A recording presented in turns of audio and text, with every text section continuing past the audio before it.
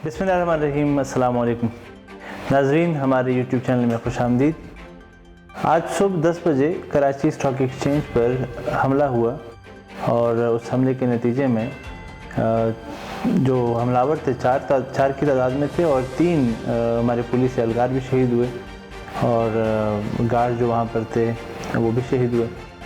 लेकिन चारों जो हमलावर थे वो दाखिली गेट के ऊपर ही मारे गए और अंदर नहीं जा सके। ये एक कामयाबी है, लेकिन हम आपको इस हमले के पस पुष्ट जो हक़ाइक़ हैं वो बताना चाहेंगे कि किसने ये हमला किया, क्यों किया और क्या मुहर्रिकात हैं इन हमलों के पीछे। और अगर आप नज़र दौड़ाएं तो पिछले चंद माह से पाकिस्तान के अंदर एक ताज़ा लहर दौड़ी है हमलों की। तो ये जो हमले हो रहे हैं जो कुरम एजेंसी से लेकर बलूचिस्तान तक, जिसमें कराची और हमारे बड़े शहर आ रहे हैं, पिंडी में भी हमला हुआ उस दिन एक यहाँ पर। तो ये जो जितने भी नामनी फैलाने के जो मंसूबे हैं, इसके पीछे किसका हाथ है और ये हो क्या रहा है। तो आपको कुछ इन्फॉर्मेशन तो मीडिया से भी मिल गई है, लेकिन हम आपको अंदर की बात बताएंगे कि BLA बलोच लिबरेशन आर्मी जो है, जिसकी आप कह लें कि बुनियाद 1970 में रखी गई थी, जब जुल्फ़िकार अली भुट्टो पाकिस्तान के वज़ीर आज़म थे। तो उस वक्त इस तंज़ीम की बुनियाद रखी गई और इसकी बुनियाद रखी थी मजीद बलोच ने, उस शिदत पसंद ने रखी। और मजीद बलोच ने उस वक्त जुल्फ़िकार अली भुट्टो के ऊपर एक दस्ती हमला भी किया था और उसमें वो बच गए थे। तो आज जो ये 4 हमलावर थे, ये भी उसी मजीद बलोच के नाम पर मजीद ब्रिगेड के नाम से एक ब्रिगेड है जिसने हमला किया है। और उमर खिताब CTD के हमारे अफसर हैं, उन्होंने मीडिया पर भी आकर बताया है कि जो हमलावर थे उनकी शनाख्त जारी है और हो भी चुकी है। तो एक हमलावर जो है वो सलमान के नाम से पहचाना गया है, शनाख्त उसकी हुई है। और उसके साथ साथ जो BLA के बाकी हमले रहे हैं, अगस्त 2018 से अगर लेकर हम बात करें, चीनी कौंसल खाने पर हमला, उसके बाद सिंध के जो प्रोजेक्ट है चीन पाकिस्तान बाहमी जो कर रहा है, उसके बस के ऊपर हमला किया, 3 चीनी इंजीनियर्स वहाँ पर मारे गए।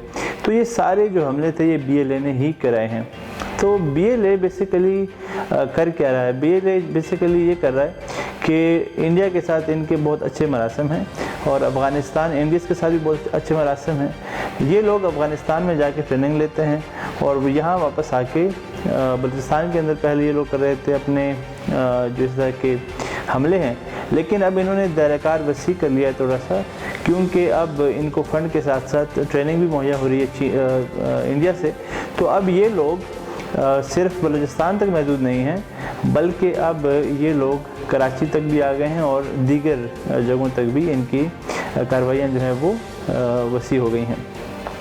अब यहाँ पर हमारी जो एजेंसीज़ हैं वो ज़ाहिर एक्टिव हैं, लेकिन उनको भी अब थोड़ा सा मज़ीद एक्टिव होने की ज़रूरत है। हमारी फोर्सेस को मज़ीद एक्टिव होने की ज़रूरत है, क्योंकि हमारा जो दुश्मन है हिंदुस्तान, वो खामोश बैठने वाला नहीं है। क्योंकि लद्दाख का जो इशू चल रहा है, जिसके अंदर चीन और भारत आपस में मद्दे मुकाबिल हैं, तो ये ब्रॉडर स्पेक्ट्रम में अगर हम देखते हैं चीज़ों को, तो इशू ये है पाकिस्तान का आज कि पहले हम अमेरिका की जंग में थे, तो अफ़गानिस्तान की तरफ से और पाकिस्तान के अंदर भी हमारी नामनीयत थी। तो अब जो ये CPEC है, ये बेसिकली गले का फंदा बनने जा रहा है पाकिस्तान के लिए।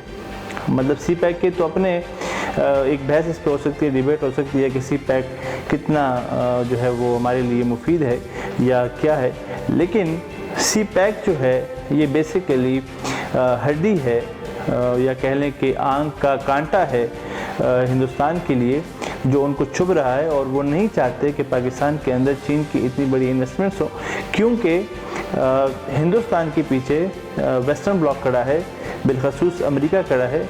और अभी भी आपने देखा कि जब चीन का प्रेशर बढ़ा हिंदुस्तान के ऊपर, तो अमेरिका ने खुलकर हिंदुस्तान का साथ दिया और इवन ये भी कहा कि यूरोप के अंदर जो हमारे फ़ौजी हैं, चूँकि जर्मनी से भी वो निकाले जाने की बात की जा रही थी, तो वो उन्होंने कहा कि हम हिंदुस्तान शिफ्ट करेंगे।